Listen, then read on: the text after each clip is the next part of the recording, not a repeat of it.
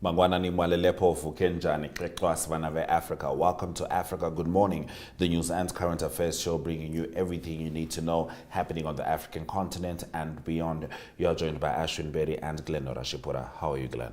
I'm doing very well. How are you, Ashwin? I'm fantastic. Are you excited for the weekend? I'm excited for the weekend. I think there's a difference between a blue Monday and a blue Friday. Exactly. A blue Friday means more fun. There we go. Let's take a look at what you can expect in today's broadcast. Worshippers locked in Nigeria mosque and set on fire. FIFA propose mandatory racism sanctions, including match forfeits. And Tunisia denies a torturing detained lawyer who collapsed in court. We'll also be speaking to Mike Sichula, who will be filling us in on the latest news in Zambia. We'll be right back with your top stories. Introducing 061 Express, brought to you by Synergy in proud partnership with Windhoek Express. Here's your chance to make your voice heard to celebrate the businesses that make Windhoek exceptional. From your favorite coffee spot to the salon that always gets your style just right. It's time to shine a spotlight on the gems of our city. Over the next 8 weeks, it's your chance to vote for your favorites to recognize the best of the best. Nominations open on the 25th of April and close on the 5th of May. To nominate your favorite business, simply save this number, 085-785-6231, and WhatsApp hashtag 061Express or scan the QR code below and follow the on-screen instructions. By nominating your favorites, you're not only supporting local businesses, but you also stand a chance to win your share of 50,000 Namibian dollars in cash. The voting process will be the same as the nominations process, using the Synergy chatbot and the hashtag 061Express. Voting opens on June 5th and closes on June 23rd. Make sure to cast your votes for the best of the best. The winners will be announced on June 28th. 061Express, celebrating the heartbeat of Windhoek. Get ready to make your mark.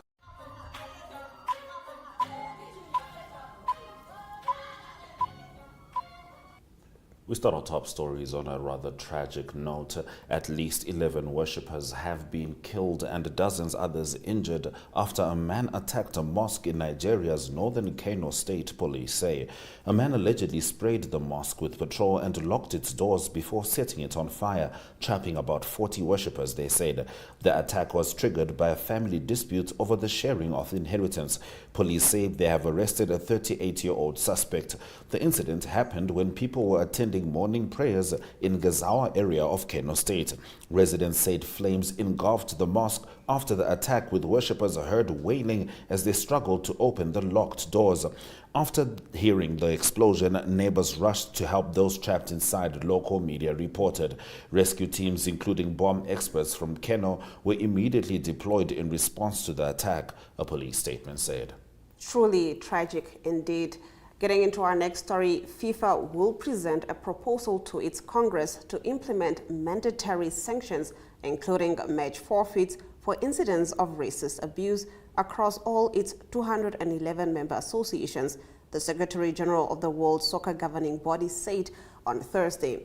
Matthias Grafstrom, who was formally appointed as the FIFA's Secretary General this week, wrote a letter to all member associations outlining the proposal, which includes rules and sanctions, action on the field, and potential criminal charges. We will make racism a specific offense with mandatory inclusion in the individual disciplinary codes of all 211 FIFA member associations, differentiating racism from other incidents, giving acts of racism their own specific and severe sanctions, including match forfeits, Grafstrom said. With a proposal to be presented at the FIFA Congress in Bangkok on Friday, we will pause, suspend, and abandon games in cases of racism, introducing a global standard gesture for players to communicate racist incidents and referees to signal the implementation of the three-step procedure. Now, Tunisia's Interior Ministry yesterday dismissed accusations by lawyers and rights groups that police officers had tortured a detained attorney who collapsed in court. The attorney Mahdi Zagrouba, a well-known critic of President Kais Saied, was arrested on suspicion of verbally and physically assaulting a police officer during protests against the arrest of another lawyer, prosecutors said. Zagrouba appeared in front of an investigating magistrate and was told the hearing he had on Wednesday, and he told the hearing he had been tortured by officers, then collapsed and was taken to hospital, fellow lawyers and witnesses said. He mentioned the names of the policemen who tortured him before he suffered a collapse and coma. Lawyer Sowad Boka, who was representing Zagrouba, said the Interior Ministry said it strongly denied the accusations. Swinging over to South Africa, in a word, South Africa's governing National Congress won handily in local elections 3 years ago. Party campaign worker Poppy Vilakasi has been getting a decidedly frosty reception lately. Mostly they are angry, she told Reuters, speaking in Komati, a village in the shadow of a shuttered power plant in Mpumalanga province, an ANC stronghold in the country's cold belt. They feel the ANC let them down by allowing this power station to close. South Africa's creaky power sector and the economic fallout from state utility Eskom's struggle to keep the lights on are top issues in a May 29th election that polls predict could see the ANC lose its 30-year parliamentary majority. But as President Cyril Ramaphosa seeks to balance the need to boost energy output against dwindling funding for coal, which generates 80% of the country's power, and global demands that South Africa decarbonize, the issue is dividing his party. Nowhere is that more evident than in Komati, where the conversation of a 60-year-old 1,000 megawatt coal power plant has triggered a local and a national backlash. All right, now the non-governmental organization Media Institute of Southern Africa, MISA Mozambique, handed in a request to the telecommunications regulator to revoke the new tariffs applied by operators, claiming that they violate the rights of Mozambicans. We don't understand so far what the real reason is for the increase in the rates, not least because some operators are in favor of reducing internet charges in Mozambique, said Fatima Mimbire, Vice President of MISA Mozambique, speaking to journalists after submitting the request to Mozambique's National Communications Institute in Maputo. The NGO's aim, also following the strong opposition in Mozambican society to the tariff changes over the last week, is to repeal the regulator's resolution of 19 February, which set minimum tariffs for operators, which led to an increase in costs and the end of unlimited packages. Those have been our top stories on Africa Good Morning. After the break, we talk to Mike Sichula about $1 billion investment pledges which are headed their way to Zambia. Neo Paints has established a 67-year Namibian legacy, creating personalized paint solutions that blend quality and innovation for the Namibian people. We pride ourselves in being a 100% Namibian-owned company, investing in our country and our people by employing and empowering true Namibians. With every brushstroke, Neo Paints commits to our quality guarantee and always delivering a coat of excellence. At Neo Paints, we always stay true to our country. We are as Namibian as you.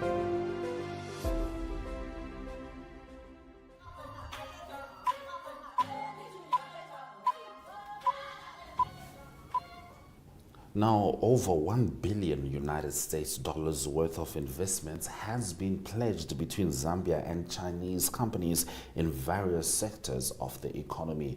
Let's talk to Mike Sichula about that and more. Mr. Sichula, how are you? I'm very well, thank you. Africa, good morning to our dear viewers. Africa, good morning indeed. Let's talk about these investments between China and Zambia. Well, the pledges rather. Okay, this was at the Zambia-China High Quality Development Forum, which opened in Lusaka. So 18 Zambian and Chinese companies have signed transactions of over $1 billion United States dollars for investments in sectors such as mining, energy, and agriculture.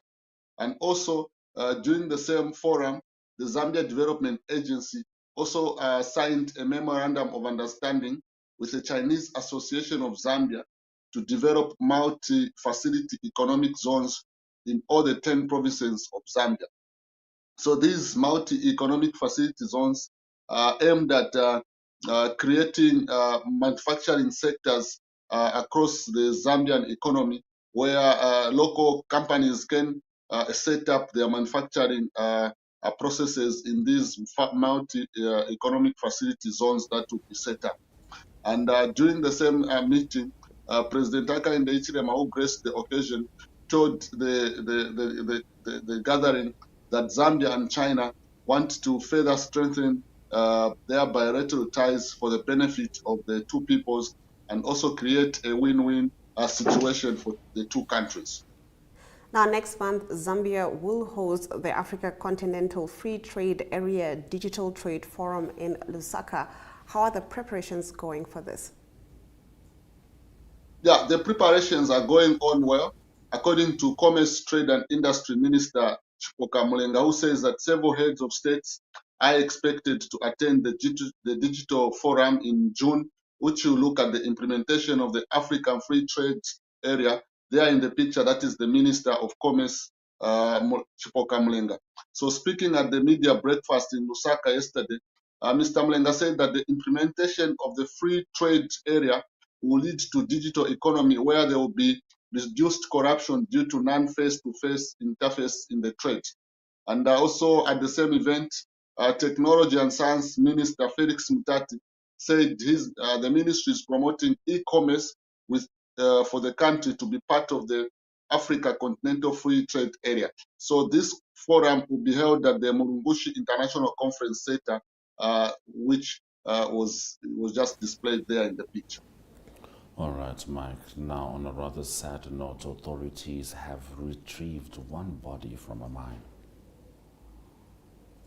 Yeah, so this is a story that we did late last year, but the authorities could not go ahead with the rescue operations because it was raining heavily.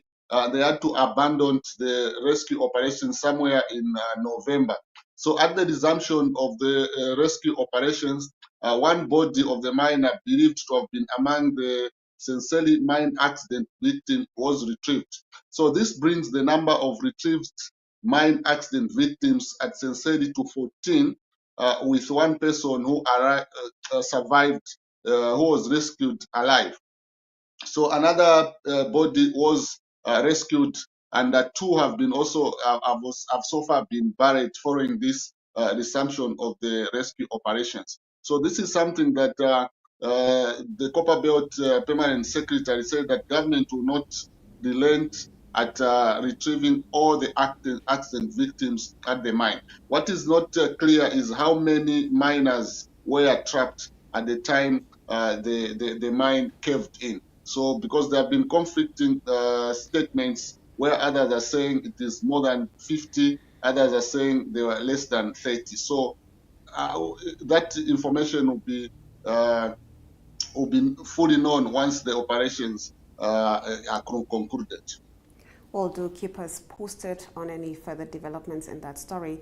In the last of your stories, Zambia will next week host the African Union Sports Awards. Yes, so this was announced by Sports Minister Elvin C. Nkande, who says that 25 individuals from 10 countries from the Africa, from region of 5, will be awarded at the event. Those who will be awarded have contributed to the development of sport in the region. So we are expecting athletes from Botswana, Namibia, Zimbabwe, and South Africa and other African countries to be awarded at this Sports Union Council Region 5 annual awards. And the minister did say that it is encouraging that Zambia is now hosting these African conferences because they believe that Zambia is ready to showcase its tourism and hospitality sector to visiting African countries. So this event will be held on Saturday, the 25th of May, 2024 here in Lusaka. All right, Africa Day. Very well done there. Thank you very much, Mike, for bringing us the news stories from Zambia. Thank you very much. Do have a lovely weekend to all our dear viewers. Africa, good morning. We'll definitely have a lovely weekend. Let's take a look at the weather predictions before we return with economic news.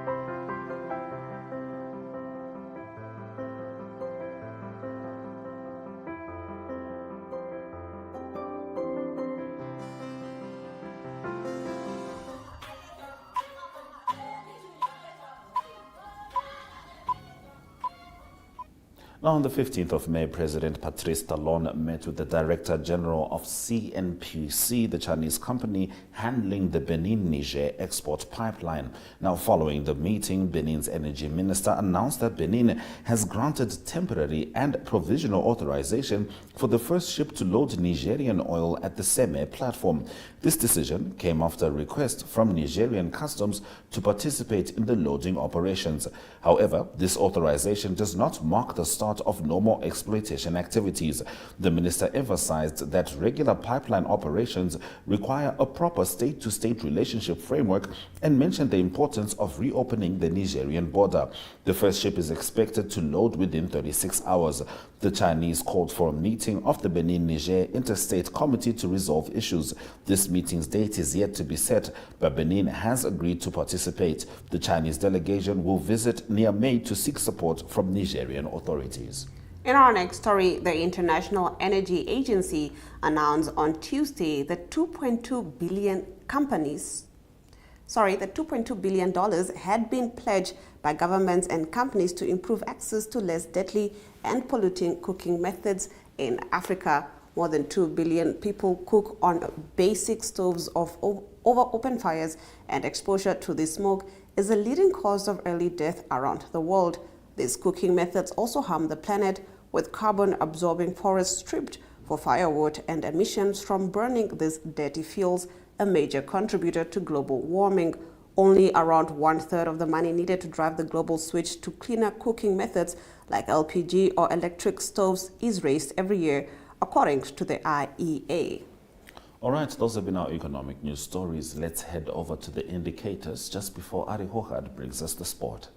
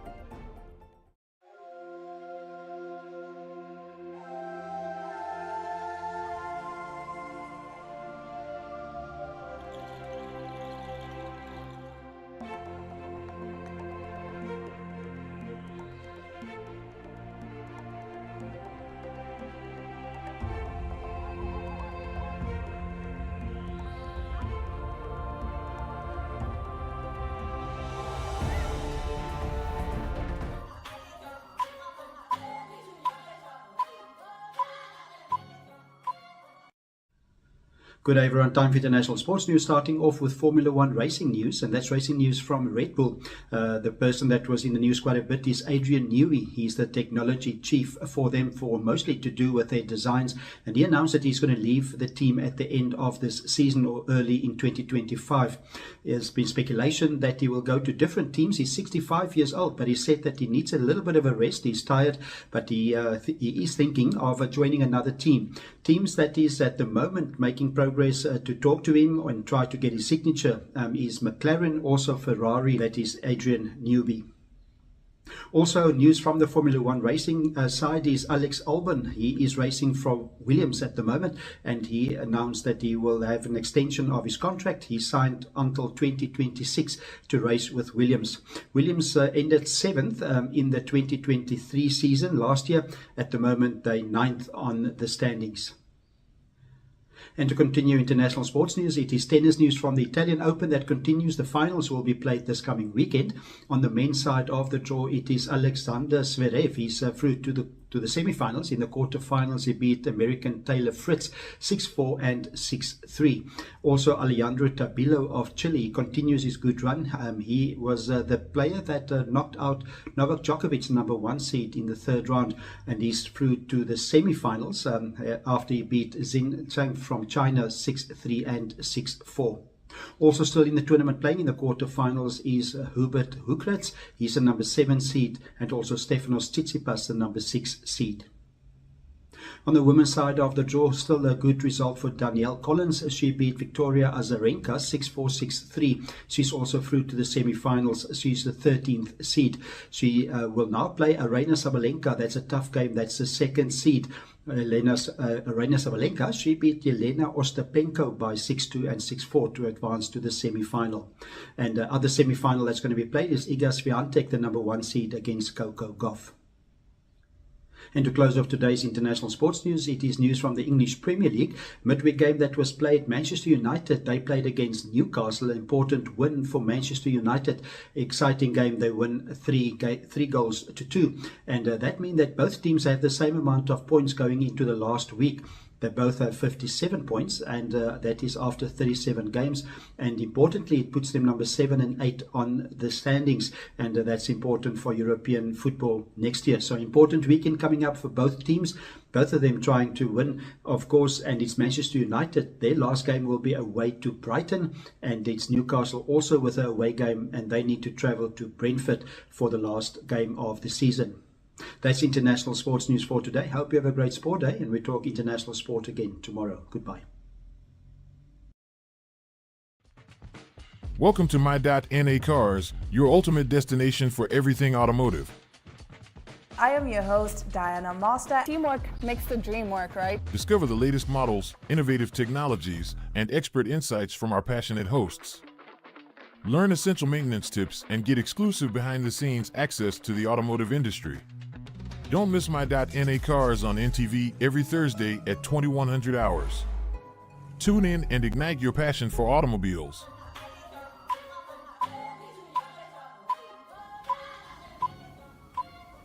Thank you for staying with Africa. Good morning. Let's have a look at the highlights from the broadcast. Worshippers locked in Nigeria mosque and set on fire. FIFA proposed mandatory racism sanctions, including match forfeits.